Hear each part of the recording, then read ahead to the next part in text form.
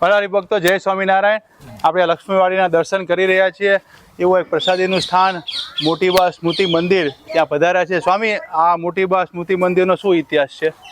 મોટાબા એટલે જીવુબા. જીવુબા દાદા ખાચરના મોટા બેન એબલ ખાચરના દીકરી, જેણે દૂધ પાયેલું મહારાજને, લાલજી મહારાજને કટોરામાં અને કટોરાનો ઘા દર્શન દીધેલા ને કટોરાનો ઘા કરેલો, એ મોટાબા એ મહારાજ ધામમાં ગયા પછી ઘણા વર્ષો પછી મહારાજના ધામમાં ગયા ત્યારે આ મોટાબાનો અગ્નિ સંસ્કાર અહીં કરેલો, એટલે આ સ્મૃતિ મંદિર મોટાબાનો.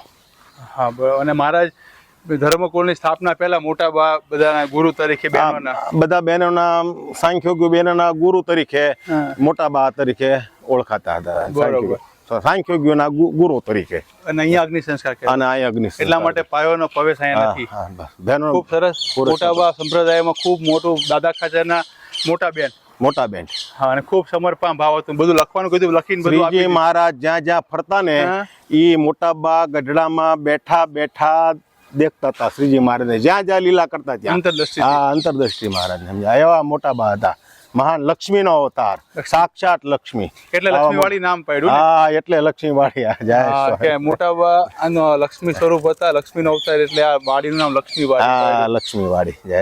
તો બધા બહેનો અહીંયા ખાસ દર્શન કરવા માનતા રાખે છે ને મોટી બધાની માનતા પૂરી. બધાના કાર્ય સફળ થાય છે. મોટાબા ની આગળ અહીંયા આવીને માનતા કરે, ગોપીનાથજી મહારાજ પાસે કરે ને પછી અહીં મોટાબા પાસે આવે, એટલે મોટાબા બધાને ખોળા ભરી દેશે. બહુ સરસ.